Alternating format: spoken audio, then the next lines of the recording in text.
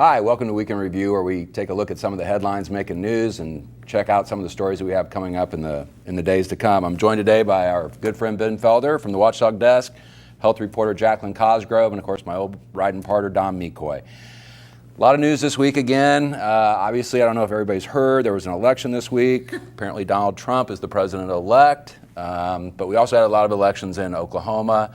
Ben, tell us, let's start first with the State House. What's the fallout from the elections on Tuesday? Well, it was a big night for Republicans nationwide. It was big for them as well here in Oklahoma. Now, Republicans went into Tuesday's election with a majority already in the State House and Senate, and they added to that majority. The House Republicans, they picked up a net gain of 4 seats. Were able to flip actually 6 Democratic seats out in eastern Oklahoma, a rural part of the state that they've kind of been growing their base over the last decade or so. Right now, their majority sits at 75 to 26. That's kind of significant because to have a super majority in which you can raise taxes and fees and those kind of things, you would have to have 76. They're one shy of that. Of course, that would depend. All members would have to vote to approve. So having that 76 isn't a sure thing. But either way you look at it, they have an even larger majority in the House. And in the Senate, there were 19 Senate races. Republicans won all 19 and picked up 3 Democratic races. And the Senate right now sits at 42 to 6. So it was a Republican show last year. It's even more so going into the 2017 session. And this was an election where the Democrats actually thought they might be able to gain some ground, right? Well, I think Democrats were, I don't think they were under any illusions that they were going to obviously take the majority. Sure. I think they thought they might be able to add to their numbers, and that was predicated on 2 things. One, defending those rural seats that they were not able to do, but also picking up some seats in urban Oklahoma City, and they did do that. Democrats picked up 2 seats, or flipped 2 seats in Oklahoma City, one on the south side and one in northwest Oklahoma City.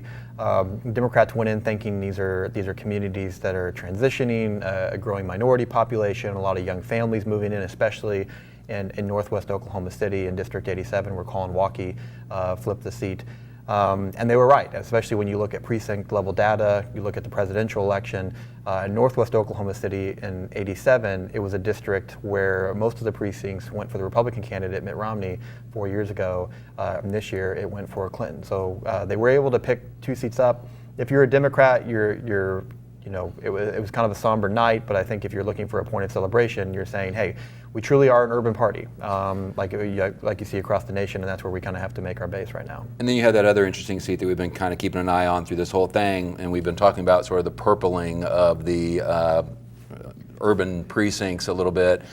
We had just the opposite with Cindy Munson, where Donald Trump carried the precinct. Mm-hmm. Cindy Munson, the Democrat, won re-election. House District 85. This was a seat. This is why Democrats kind of went in optimistic about some of the, especially northwest Oklahoma City seats. This is a northwest Oklahoma City seat, kind of bridges the urban core with the suburbs.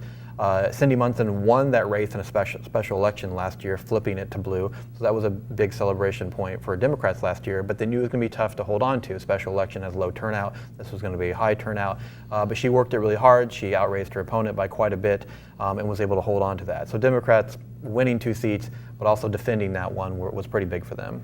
And then we also had a bunch of state questions that were of great importance to a lot of people. Let's run through those quickly. Yeah, 7 state questions. I think probably some of the most noticeable ones. The right to farm, that was defeated. The penny sales tax, which actually was consistently polling pretty well, that would go towards teacher pay raise and other education programs, that lost. I think one of the things that's really interesting to me when I talk about the 779, the penny sales tax, and we've got a map on the screen, the blue shows the highest support, the darker the red, the largest opposition. What you'll notice is on the fringes that support. And there's probably maybe a couple reasons for that. I think one reason is when you look at that, especially when you see the highways leaving Oklahoma, these are communities that have firsthand seen their teachers leaving Oklahoma, crossing the border into districts that pay more. North Texas, Fort Smith, Arkansas, Joplin, Missouri. I mean, look at those highways out of town, and you see these are communities that see the impact of teacher pay raises. And I think the whole state has continued to say that they want teachers to be paid more, even if they voted against this. But that support was really heavy in those places that have seen it. The maps are really interesting on the state questions. The right to farm, we saw a big divide between, urban areas of Oklahoma City and Tulsa were against this. Western Oklahoma was heavily in favor. The eastern part of the state was against. Make a plug for one of my colleagues, Brianna Bailey. She's got a story about an alcohol modernization bill that passed, so now it will allow grocery stores and convenience stores to sell high point alcohol. She took a look at, I believe there's 18 or 19 counties in Oklahoma that are currently dry. They overwhelmingly, most of them, voted in favor. So these are dry counties that want to see an expansion of alcohol. The flip side here is in these dry counties, which only serve low point alcohol, they're not going to have that option here pretty soon, because all the brewers that make low point because of Oklahoma's current laws are going to switch and start making just high point alcohol. So in her story, which I had a chance to read, it's coming out on Sunday, is really interesting, because these dry counties voted to essentially increase access to alcohol, but in the process, they may actually become drier if they don't change their local county laws. But several other state questions. What's kind of been called the Ten Commandments one, taking out the language of the Constitution that would bring back the Ten Commandments monument. That defeated, maybe to the surprise of many. I think a lot of voters were kind of confused by this, and at the end of the day, so they didn't want to take a chance with it. And we also had the question about we had several other questions. The criminal justice reform issue. Yeah, two questions. One that would change sentencing laws, reducing some nonviolent offenses from felonies to misdemeanors. And then another one that would take the savings, so not putting someone in prison, what's the savings of that? Putting that towards county level drug and mental health programs. Now, there's a lot of unknowns with that. I think and even the supporters of that say that this is kind of a step in a different direction. The state has been kind of a tough to crime state for a couple decades, and this kind of represents a shift. We have issues with mass incarceration in Oklahoma, as does the rest of the country. Our incarceration rates lead the nation in a lot of categories. And this is kind of a step in the other direction, saying that we need to find a way to bring those services to people instead of just locking them up. The savings will start to be calculated next year. Counties will have to come up with their own programs that will have to be approved by the state. So there's a lot of unknowns of what those programs will look like. How many people are really talking? I don't think we're going to see this widespread change in the sense that it's just tens of thousands of people. It may be a small number, but it's also something that I think gives the legislature a little bit of cover. I mean, when you're running for office in Oklahoma, I think that kind of tough on crime mantra is still pretty prevalent, but now this kind of shows that Oklahomans are willing to look at some alternative methods to respond to that. Well, you're talking about tough on crime. Strangely enough, while we're agreeing that drug crimes and some of the other things should no longer be felonies, at the same time the state overwhelmingly said that we should continue with a form of the death penalty. Yeah, so a state question was also... Which was a little different from some of the polling that we had seen that showed that there was some movement where there was less support maybe for the death penalty in Oklahoma. Yeah, Oklahoma's brought a lot of attention over the last couple of years when it comes to the death penalty. The lethal injection method has been drawn into question and has become maybe not a stable form, because a lot of the producers of the drugs that are used are no longer selling these. There may be some European countries that are no longer wanting to kind of support that practice. And so basically what the state question said was that if for some reason death by injection is no longer an option, we affirm that we will continue to carry out this sentence and other methods. And so I think a lot of people saw this as just kind of a response to maybe a changing tone nationally, where people are maybe reconsidering the death penalty. It does seem like, to those who are real supporters of it or see it as a viable method, it does seem to be, I don't know if under attack is the right word, but there's an appearance that it is. And I think this was a way for some lawmakers in Oklahoma to say, this is us reaffirming our commitment to the death penalty being a form of punishment in the state. And we've got some really interesting content in the paper this weekend, where we've taken a look at all the state questions from the precinct level, looking at the results by precinct all across the state to sort of see where the support and where the opposition was for all these issues. And they're really kind of fascinating to look at. So. Oh yeah, I really geek out on those maps and love spending time on them. So definitely worth a look. Okay, Jacqueline. So we've got another big project that kicks off this weekend. You've been spending a lot of time in the last year or so looking into the issue of mental health care in the state's jails and community corrections facilities, type facilities. This will run over the next 4 weeks. What are the findings? What are some of the major findings of the report, and what can our readers look for? So the reason that I wanted to focus on the 4-part series that we have starting Sunday really focuses on why is the number of people with mental illnesses and substance use disorders ending up in jail? Why does that number keep going up? I see a lot of focus in the journalism world on looking at prisons, and then I hear a lot of discussion locally about the Oklahoma County Jail and the Tulsa County Jail. But what I wanted to do was look at a systemic, have a systemic view of our jail system, because a lot of county sheriffs and jail administrators feel like they are the community mental health provider because their community mental health provider doesn't have any space for more patients. And what we know is that there are folks who have serious and persistent mental illnesses, and when they can't get the help that they need, a lot of times they will spiral out of, their symptoms will increase and they'll get sicker and sicker until they end up breaking the law. And it could be something as small as vandalism. It could be something as small as somebody just misinterpreting them, but they end up in the county jail, and then the jails are left to care for them. And it's staggering. I can't remember the figure right now, but I know the county sheriff here has talked about the percentage of the inmate population in the county jail that actually has mental health issues. And this is sort of a result, if I'm not mistaken, of sort of the dismantling in many ways of the public mental health system, right? I mean, Absolutely. all the cuts that have happened over the decades, all of the cutbacks that have occurred in that area, and that's kind of, and you hear police say it all the time, we've become the de facto mental health facilitators for the state. What are some of the problems that creates for local communities when you have to deal with those kinds of issues in these jails? Are they even capable of it? Do they have the type of resources that are even necessary to confront that problem? Right. So one of the quickest ways I've been able to explain it is then when we closed our large psychiatric hospitals, we turned patients into inmates. A lot of the folks we're talking about would have been in the state hospitals that we had before. Those weren't great either. It's just an important point to make. I'm not advocating, and I don't think really most people are advocating to open those large hospitals because abhorrent things happen there too. But the county jails were never set up to be mental health facilities, and many of them, it's one thing that I've heard a lot of advocates say is don't say that this is a form of treatment, because a lot of these folks are not getting treatment. You hear a lot of discrepancies and disparity over whether people get their medicine. You hear a lot of debate over whether jails are required to give medicine and what medicine they are required to give. You hear some jails have policies where they'll allow family members to bring medicine. Others say, no, that's too much of a liability. What if people are bringing in, medicine that's not actually their medicine? What if it's narcotics that they're trying to sneak in? So, there's some jails that are trying really hard. Like, for example, I went to Payne County Jail. That'll be explored in the second part of the series. And they've started group therapy for their female inmates. So they're doing trauma-informed group therapy because what they've realized is that a lot of the women in their jail have been through trauma. So maybe they're the survivors of child abuse, maybe they're the survivors of domestic violence. And so they have a PhD student from Oklahoma State University who's doing group therapy in the jail. And they have a psychologist who comes and she does her rounds and she talks to people. So they've really tried to accept their role and to deliver the mental health in the jail as best they can, because their view is this is our community and a lot of these folks are never going to go to prison, and so we want to make our community a better place. And so they've tried to accept their role as a community mental health provider while also recognizing that they are a jail. But they really are an outlier. A lot of jails are really struggling to find good answers. And I just found that there's pretty much, we have 77 county jails doing 77 different things when it comes to mental health and medical care.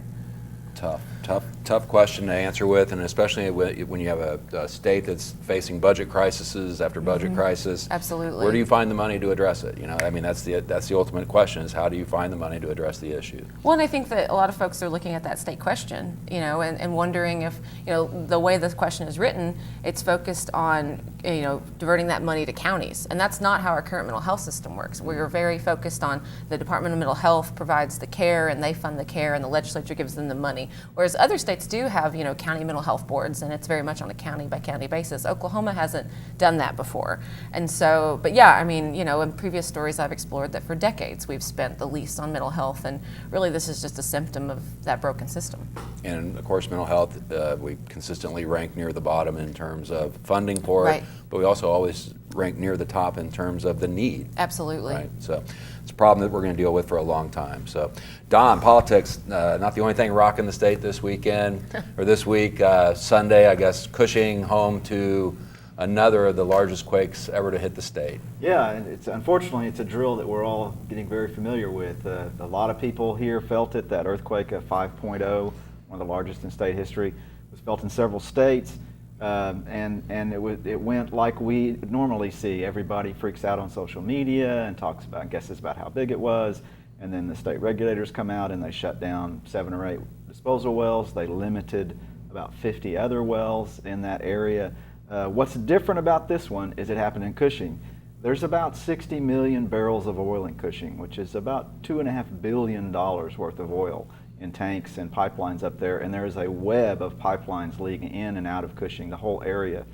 And so this garnered a lot more attention around the country because there was a concern.